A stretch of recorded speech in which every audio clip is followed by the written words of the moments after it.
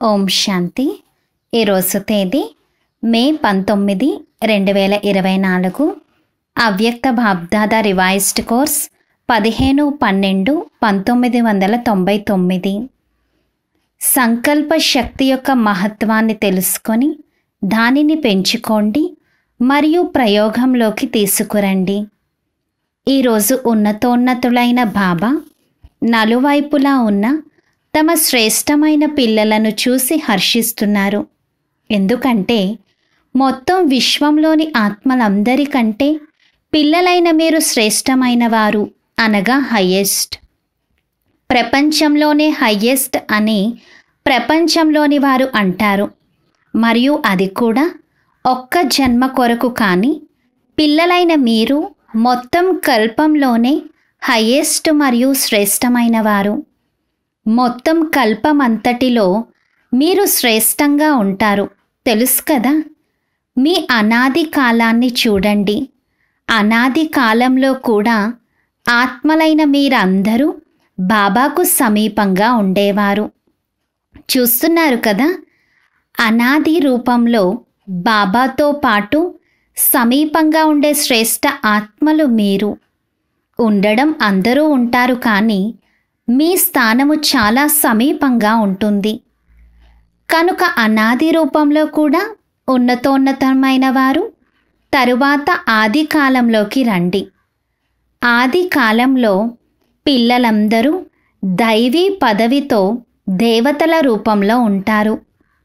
మీ దైవీ స్వరూపము గుర్తుందా?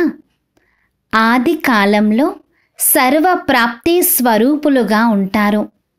తనువు, మనస్సు, ధనము మరియు జనము, ఈ 4 స్వరూపాలలోనూ శ్రేష్టమైన వారు. సదా సంపన్నులు, సర్వప్రాప్తి స్వరూపులు. ఇటువంటి దైవీ పదవి మరెవ్వరికీ ప్రాప్తించదు. ధర్మాత్ములైనా లేక మహాత్ములైనా కానీ ఈ విధంగా సర్వప్రాప్తులతో శ్రేష్టంగా ఉంటూ అప్రాప్తి యొక్క నామరూపాలు లేకుండా ఉండటం అంటే ఇలా ఎవ్వరూ అనుభవం చెయ్యలేరు. ఆ తర్వాత మధ్యములోకి రండి. మధ్యకాలంలో కూడా ఆత్మలైన మీరు పూజ్యులుగా అవుతారు. మీ జడ చిత్రాలు పూజింపబడతాయి. మరే ఇతర ఆత్మలకు ఇలా విధిపూర్వకంగా పూజ జరగదు. పూజ్యాత్మలకు ఏ విధంగా విధిపూర్వకంగా పూజ జరుగుతుందో ఆలోచించండి. ఇలా విధిపూర్వకంగా మరెవ్వరికైనా పూజ జరుగుతుందా? ప్రతి కర్మకు పూజ జరుగుతుంది. ఎందుకంటే కర్మయోగులుగా అవుతారు. కనుక పూజ కూడా ప్రతి కర్మకు జరుగుతుంది. ధర్మాత్మల లేక మహానాత్మల చిత్రాలను మీతో పాటు మందిరాలలో పెడతారు, కానీ వారికి విధిపూర్వకమైన పూజ జరగదు. కనుక మధ్యకాలంలో కూడా మీరు హయ్యెస్ట్ అనగా శ్రేష్టమైన వారు. ఆ తర్వాత వర్తమాన అంతిమ కాలంలోకి రండి.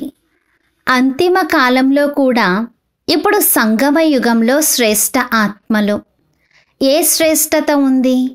స్వయం బాబ్దాదా పరమాత్ముని ఆత్మ మరియు ఆది ఆత్మ అనగా బాబ్దాదా ఇరువురి ద్వారా పాలనను కూడా తీసుకుంటారు. చదువును కూడా చదువుకుంటారు. అలాగే సద్గురువు ద్వారా శ్రీమతాన్ని తీసుకునే అధికారులుగా అవుతారు. కనుక అనాది కాలము, ఆది కాలము, మధ్యకాలము మరియు ఇప్పుడు అంతిమ కాలంలో కూడా హయ్యెస్ట్ శ్రేష్టమైన వారు. ఇంతటి నష ఉంటుందా? ఈ స్మృతిని ఎమర్జ్ చేసుకోండి అని బాబ్దాదా అంటారు.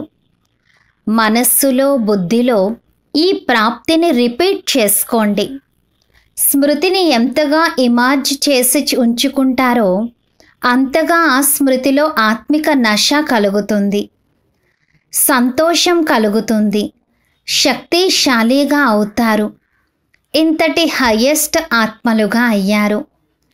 మేమే హయ్యెస్ట్గా శ్రేష్టంగా ఇంతకు ముందు కూడా అయ్యాము, ఇప్పుడు కూడా అయ్యాము మరియు సదా అలా అవుతూ ఉంటాము అన్న ఈ నిశ్చయం పక్కాగా ఉందా? నష ఉందా? పక్కా నిశ్చయం ఉన్నట్లయితే చేతులెత్తండి. టీచర్లు కూడా చేతులెత్తారు. మాతలైతే సదా సంతోషమనే ఊయలలో ఊగుతారు. ఊగుతూ ఉంటారు కదా. మాతలకు చాలా నష ఉంటుంది. ఏ నష ఉంటుంది? మా కోసం బాబా వచ్చారు. నష ఉంది కదా. ద్వాపరం నుండి అందరూ మాతలను కింద పడేశారు. అందుకని బాబాకు మాతలపై చాలా ప్రేమ ఉంది. మరియు ముఖ్యంగా మాతల కోసం బాబా వచ్చారు. సంతోషపడుతున్నారు, కానీ సదా సంతోషంగా ఉండండి. ఇప్పుడైతే చేతులెత్తుతున్నారు, కానీ ట్రైన్లో వెళ్ళిన తర్వాత కాస్త నష తగ్గుతూ ఉండకూడదు. సదా ఏకరసమైన అవినాశీ నష ఉండాలి. అప్పుడప్పుడు నష ఉండటం కాదు. సదాకాలము ఉండే నష సదాకాలము సంతోషాన్ని ఇస్తుంది. మాతలైన మీ ముఖము సదా ఎలా ఉండాలంటే, దూరము నుండే మీ ముఖము ఆత్మిక గులాబీలా కనిపించాలి. ఎందుకంటే ఈ విశ్వవిద్యాలయములో అందరికీ మంచిగా అనిపించే విషయం ఏమిటంటే, అందరికీ కనిపించే విశేషత ఏమిటంటే, మాతలు ఆత్మిక గులాబీలు వలె సదా వికసించిన పుష్పాలలా ఉంటారు. మరియు మాతలే బాధ్యతను చేపట్టి మాతలు ఇంత పెద్ద కార్యాన్ని చేస్తున్నారు అనే విశేషత కనిపిస్తుంది. మహామండలేశ్వరులైనా కానీ వారు కూడా ఇక్కడ మాతలే నిమిత్తమయ్యారు మరియు ఇంతటి శ్రేష్ఠ కార్యాన్ని సహజంగా నడిపిస్తున్నారు అని అనుకుంటారు. మాతల గురించి ఒక సామెత ఉంది. అది నిజం కాదు. ఆ సామెత ఏమిటంటే, ఇద్దరు మాతలు కలిసి ఏదైనా కార్యం చెయ్యాలన్నా అది చాలా కష్టము. కానీ ఇక్కడ ఎవరు నిమిత్తులు? మాతలే కదా. ఎప్పుడైనా ఎవరైనా కలుసుకోవటానికి వచ్చినప్పుడు ఏమడుగుతారు? మాతలు నడిపిస్తున్నారు కదా, వారు పరస్పరంలో కొట్లాడుకోరా, గొడవ పడరా అని అడుగుతారు. కానీ వీరు సాధారణమైన మాతలు కారు. వీరు పరమాత్మ ద్వారా తయారైన ఆత్మలు. మాతలు పరమాత్మ వరదానం వీరిని నడిపిస్తూ ఉంది అన్నది వారికేం తెలుసు? మాతలకేనా గౌరవం, మాకేమీ లేదా అని పాండవులు అనుకోకండి. పంచ పాండవులు అని మీ గురించి కూడా మహిమ ఉంది కదా. శక్తులతో పాటు 7 దివ్య శక్తులను మరియు వారితో పాటు ఒక పాండవుడిని కూడా చూపిస్తారు. పాండవులు లేకుండా మాతలు నడిపించలేరు. మాతలు లేకుండా పాండవులు నడిపించలేరు. 2 భుజాలు కావాలి. కానీ మాతలను చాలా కింద పడేశారు కదా. అందుకని మాతల గురించి ప్రపంచంలోని వారు ఏదైతే అసంభవము అని అనుకున్నారో దానిని బాబా సంభవం చేసి చూపిస్తున్నారు. మాతలను చూసి మీరు సంతోషపడుతున్నారు కదా, లేదా సంతోషంగా ఉన్నారు కదా. ఒకవేళ మాతలను బాబా నిమిత్తంగా చెయ్యకపోతే, ఇది కొత్త జ్ఞానము, కొత్త సిస్టమ్ అయిన కారణంగా పాండవులను చూసి చాలా హంగామా జరుగుండేది. మాతల ఢాలు వంటివారు. ఎందుకంటే కొత్త జ్ఞానం కదా, ఇవి కొత్త విషయాలు.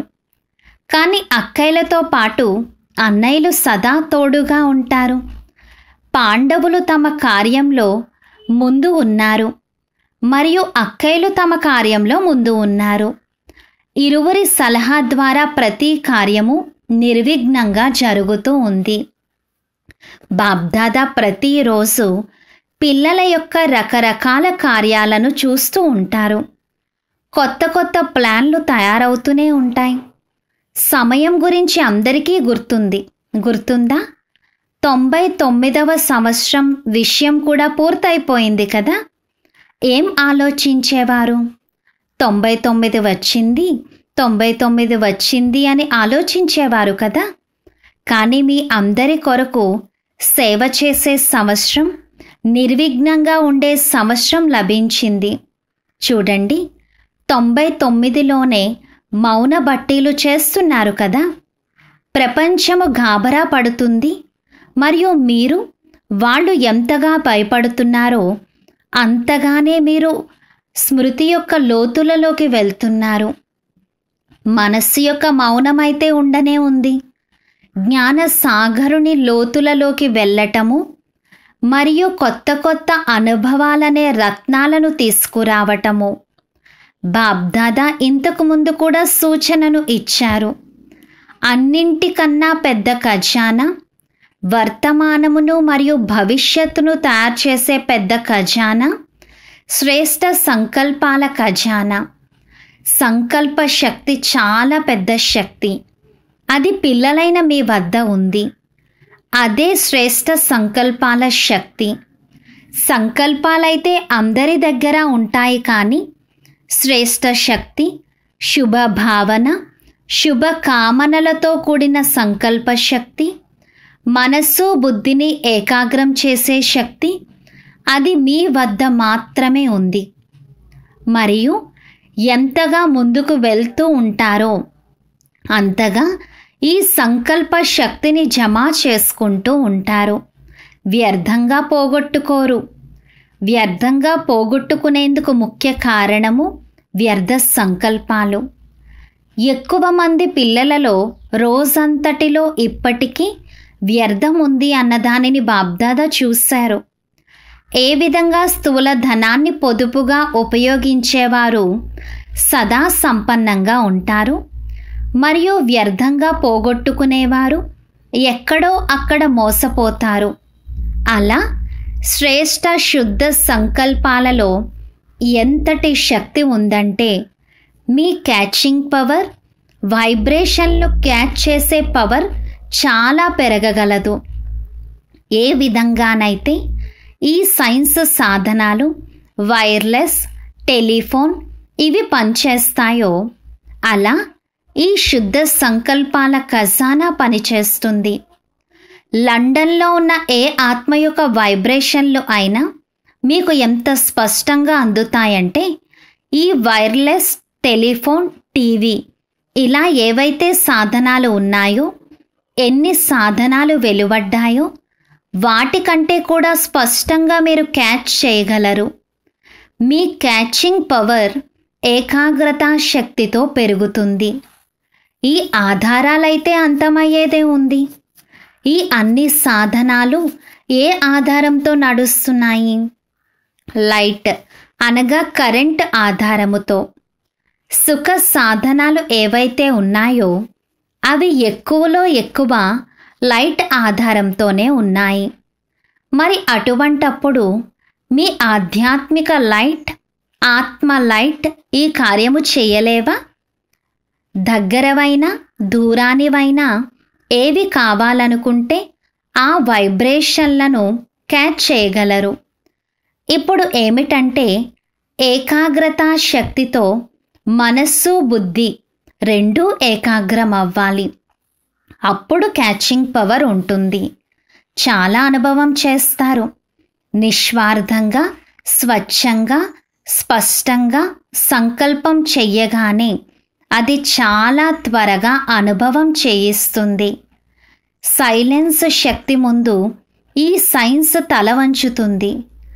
సైన్స్లో కూడా ఏదో లోటు ఉంది, దాన్ని నింపాలి అని ఇప్పుడు కూడా భావిస్తూ ఉంటారు. అందుకే బాబ్దాదా మళ్ళీ అండర్లైన్ చేయిస్తున్నారు. అంతిమ స్థితి, అంతిమ సేవ. ఈ సంకల్ప శక్తి చాలా వేగంతో సేవ చేయిస్తుంది. అందుకే సంకల్ప శక్తిపై ఇంకా ఎక్కువగా అటెన్షన్ పెట్టండి. పొదుపు చెయ్యండి, జమ చెయ్యండి.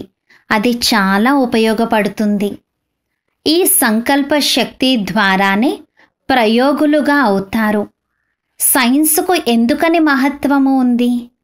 ప్రయోగంలోకి వస్తుంది కనుకనే ఈ సైన్స్ చాలా బాగా పనిచేస్తుంది అని భావిస్తారు. అలాగే సైలెన్స్ శక్తిని ప్రయోగించేందుకు ఏకాగ్రత శక్తి కావాలి.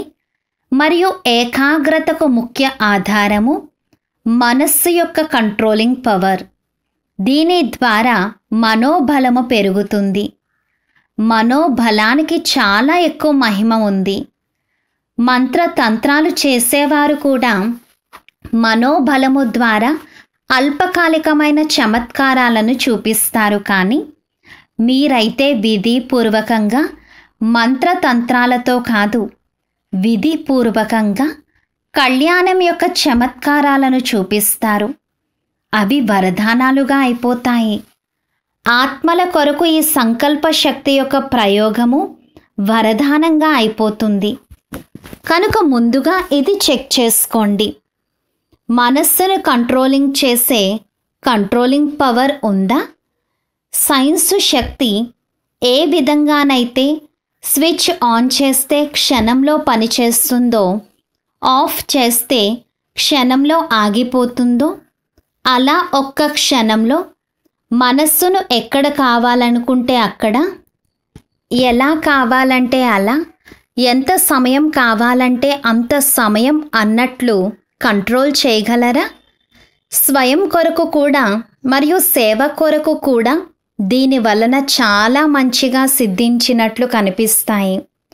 కానీ సంకల్ప శక్తి యొక్క జమా ఖాతాపై ఇప్పుడు అటెన్షన్ చాలా సాధారణంగా ఉన్నట్లు బాబ్దాదా గమనించారు. ఎంత ఉండాలో అంత లేదు. సంకల్పాల ఆధారంగా మాటలు మరియు కర్మలు స్వతహాగానే ఉంటాయి. వేరువేరుగా కష్టపడాల్సిన అవసరం లేదు. ఈరోజు మాటలపై కంట్రోల్ పెట్టాలి, ఈరోజు దృష్టిపై అటెన్షన్ పెట్టాలి, కష్టపడాలి, ఈరోజు వృత్తిపై అటెన్షన్ పెట్టి మార్చుకోవాలి, ఇలా అనుకునే అవసరం లేదు. ఒకవేళ సంకల్ప శక్తి శక్తిశాలిగా ఉన్నట్లయితే ఇవన్నీ స్వతహాగానే కంట్రోల్లోకి వచ్చేస్తాయి. శ్రమ నుండి రక్షింపబడతారు. కనుక సంకల్ప శక్తి యొక్క మహత్వాన్ని తెలుసుకోండి. ఇవన్నీ అలవాటు కావాలనే విశేషంగా ఈ బట్టీలను చేయించడం జరుగుతుంది.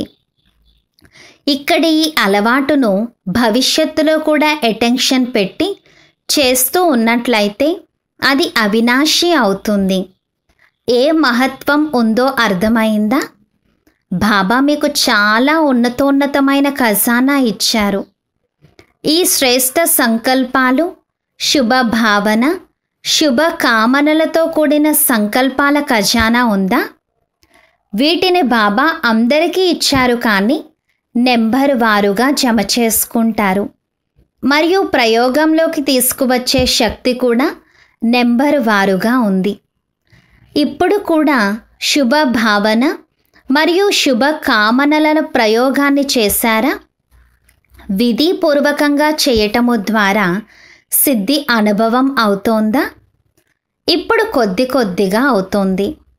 చివరికి మీ సంకల్ప శక్తి ఎంత మహాన్గా అవుతుందంటే సేవలో నోటి ద్వారా సందేశాన్ని ఇచ్చేందుకు సమయాన్ని పెడతారు, సంపదను పెడతారు, అలజడిలోకి కూడా వస్తారు, అలసిపోతారు కూడా.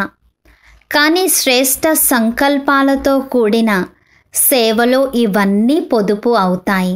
దీనిని పెంచండి. ఈ సంకల్ప శక్తిని పెంచటము ద్వారా ప్రత్యక్షత కూడా త్వరగా జరుగుతుంది. ఇప్పుడు 62-63 సంవత్సరాలు అయిపోయాయి. ఇంత సమయంలో ఎంతమంది ఆత్మలను తయారు చేశారు? 9 లక్షల మంది కూడా పూర్తవ్వలేదు. అంతేకాక మొత్తం విశ్వమంతటికీ సందేశాన్ని చేర్చాలి. అంటే ఎన్ని కోట్ల మంది ఆత్మలు ఉన్నారు?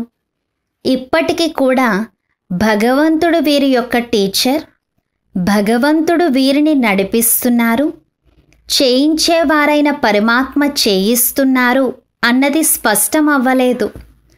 ఇది మంచి కార్యము మరియు శ్రేష్ఠ కార్యాన్ని చేస్తున్నారు అన్న మాట అయితే వచ్చింది. కానీ చేయించేవారు ఇప్పటికీ కూడా గుప్తంగానే ఉన్నారు. మరి ఈ సంకల్ప శక్తి ద్వారా ప్రతి ఒక్కరి బుద్ధిని పరివర్తన చెయ్యగలరు. ఓహో ప్రభు అంటూ అయినా ప్రత్యక్షం అవ్వాలి, లేక తండ్రి రూపంలోనైనా ప్రత్యక్షం అవ్వాలి. బాబ్దాదా ఇప్పుడు కూడా మళ్ళీ అటెన్షన్ ఇప్పిస్తున్నారు. సంకల్ప శక్తిని పెంచండి. మరియు ప్రయోగంలోకి తీసుకొస్తూ ఉండండి. అర్థమైందా? క్షణంలో మనస్సు ఏకాగ్రం అవ్వాలి అని బాబ్దాదా అభ్యాసాన్ని వినిపించారు. ఎందుకంటే సమస్య అనేది అకస్మాత్తుగా వస్తుంది మరియు ఆ సమయంలోనే ఒకవేళ మనోబలము ఉంటే సమస్య సమాప్తమైపోతుంది. కానీ సమస్య చదువును చదివించేదిగా అవుతుంది. కనుక ఇప్పుడిప్పుడే అందరూ మనస్సు బుద్ధిని ఏకాగ్రం చేయండి. చూడండి, అవుతోందా? బాబా అప్పుడు డ్రిల్ చేయించారు. ఇలా మొత్తం రోజంతటిలో అభ్యాసం చేస్తూ ఉండండి.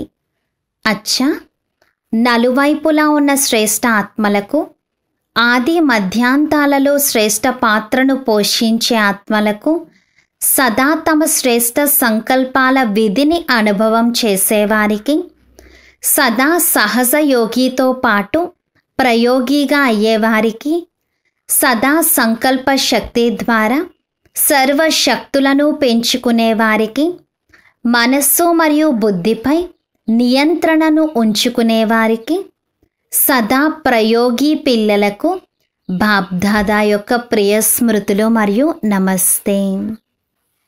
దేశ విదేశాలలోని పిల్లలను కూడా బాబ్దాదా చూస్తున్నారు. సంకల్పాల ద్వారా ఏవైతే ప్రియ స్మృతులు మరియు ఆత్మిక సంభాషణను చేస్తారో అవి బాబ్దాదా వద్దకు చేరుకుంటాయి.